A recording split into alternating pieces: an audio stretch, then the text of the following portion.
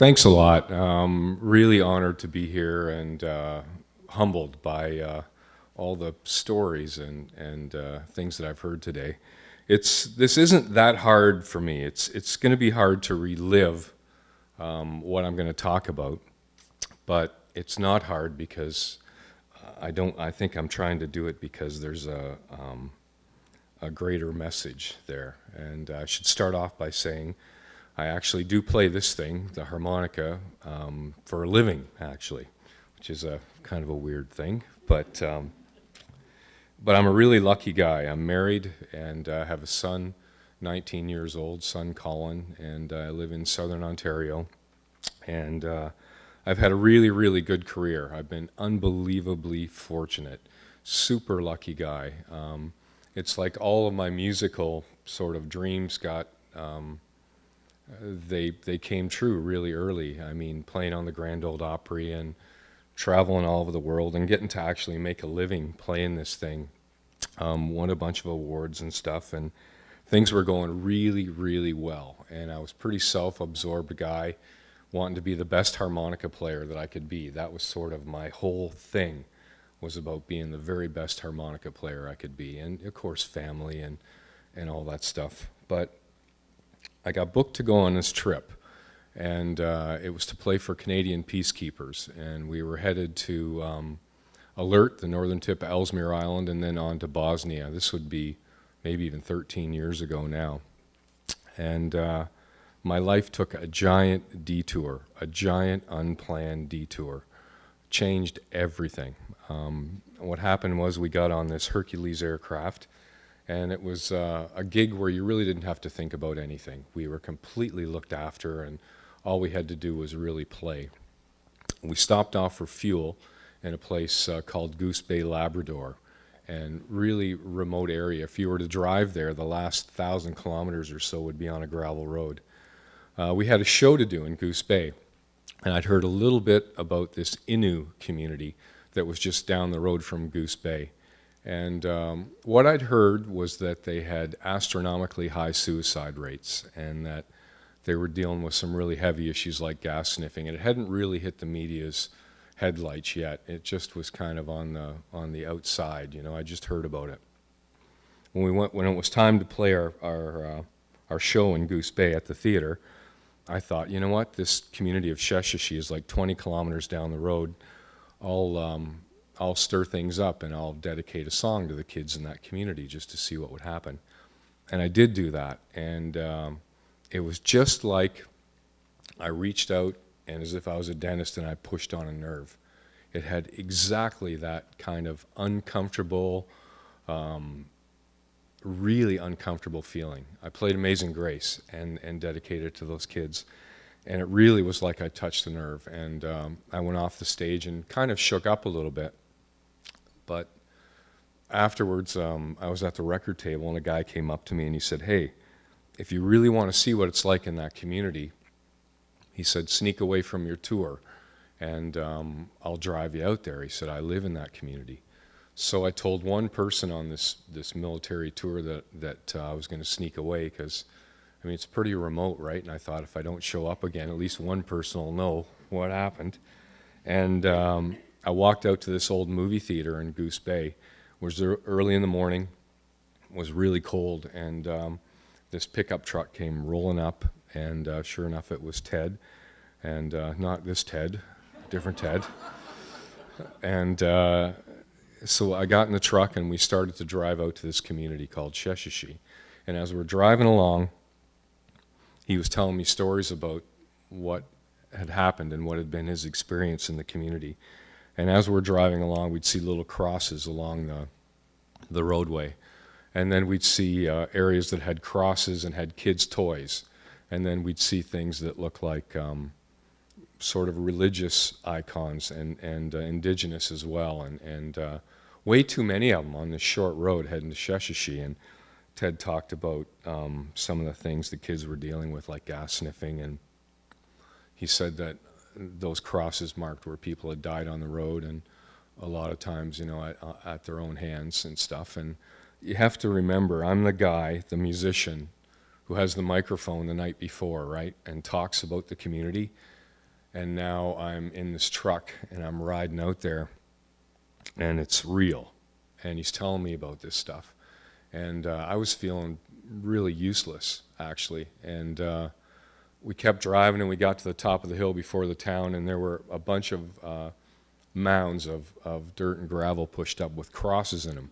And he explained that they were where kids were sniffing gas, and gas had spilled, and kids had burned to death in the community. So it totally, I didn't know what to do. I mean, it was one thing to talk about it, and it was a complete other thing to actually be there.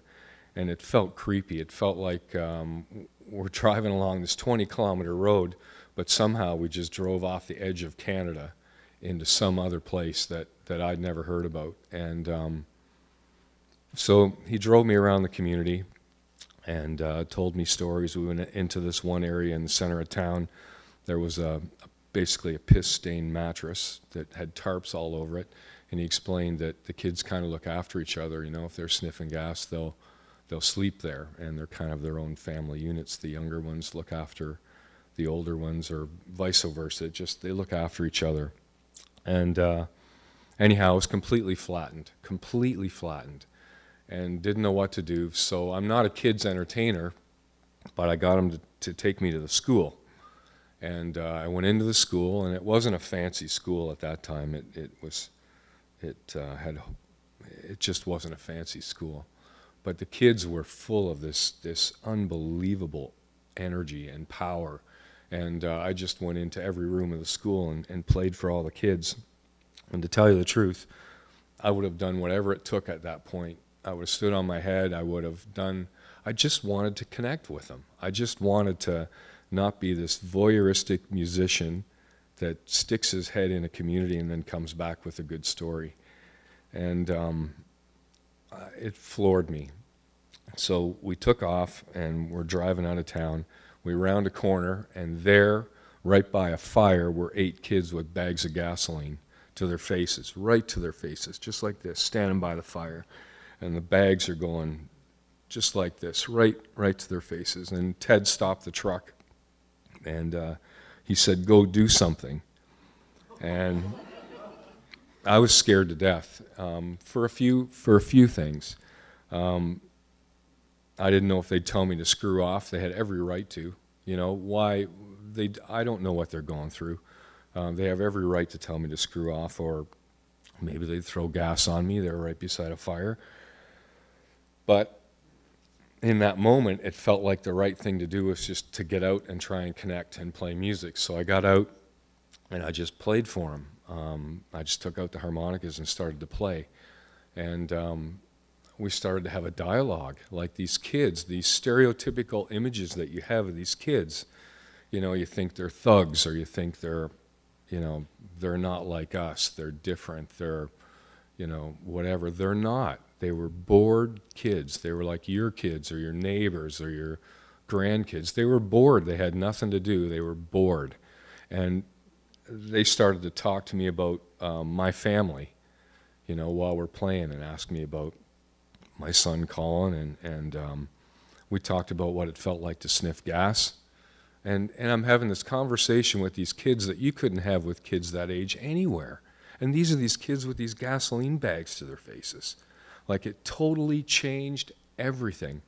And at one point, harmonicas were falling out of my pocket, and a kid dove so they wouldn't hit the rocks to grab the harmonicas.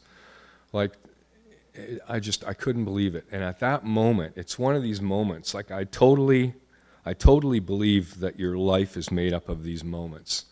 And they're all around you all the time. There are these moments where they can completely alter the way you think and the way you feel and your whole DNA. And it was one of those moments where, as an artist, I play music and it feels good and makes people happy, but it was like all of a sudden I realized the real reason for music.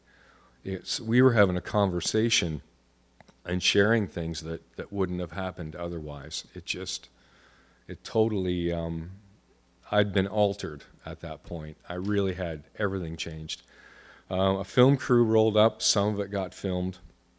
I took off on the tour. I had a pounding migraine. My face was burnt from the gas fumes. And I went back and we went on to the northern tip of Ellesmere Island, which is past the magnetic pole, near the North Pole, actually. And I got a call on a military phone, and I thought my mom had died because she'd been really sick. And I'll never forget going in, and it was like -50, and I had all this gear on, and there was a military person handing the phone up to me like this, and I grabbed the phone, and it was the CBC radio show, As It Happens. And they'd heard about it and saw the footage, and they wanted to talk to me about it. And it was just as if someone had scraped a scab open on my arm. And I ranted. I just ranted for, I don't know, 8 or 12 minutes about that, and talked about how embarrassed I was and how Canada shouldn't be like that. No place in the world should be like that. Nobody's kids should have to. It really shook me up. So hung that up, continued on. I think in the interview I talked about, I may have talked about, you know what, it felt like my 5 minutes where the world was listening, like that moment again where people were actually listening, and maybe I could affect a change somehow. So I could have made it about building a career. That would have been pretty easy. But what popped into my head was everybody's got an instrument under their bed. You know, somewhere you got an instrument.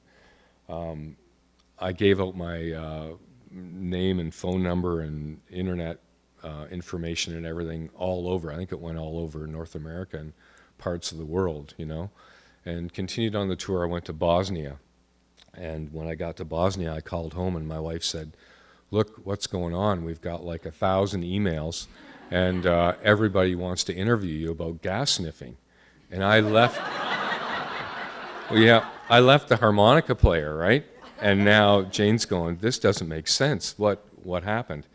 So I returned from there and did the interviews, and in every interview, I just improvised. I just, like a musician does. It's like whatever popped into my head, I'd say it, and a lot of times it had to do with instruments. If you got them, I'll go collect them. Let me know where they are. So I ended up getting a bunch of instruments into that community of Sheshashi, like a whole transport load. I filled my house up, and I went and did a workshop. I've never done a workshop in my life, but it involved just letting these kids at all these instruments and this beautiful noise, and they kicked out the windows of the treatment center and wrecked the photocopier, but it was beautiful. It was beautiful. So from that point on, I sort of shelved my career as a harmonica guy, and I started to look for other communities across Canada. And I'd load myself up with harmonicas, and I'd go out into these fly-in communities. I'd go out in the bush at night, loaded with harps, and looking for kids who were sniffing gas. And when I found them, I'd hand them harmonicas, and we'd start a dialogue. You know, a lot of times it could be really dangerous, so I'd do something like this, like a...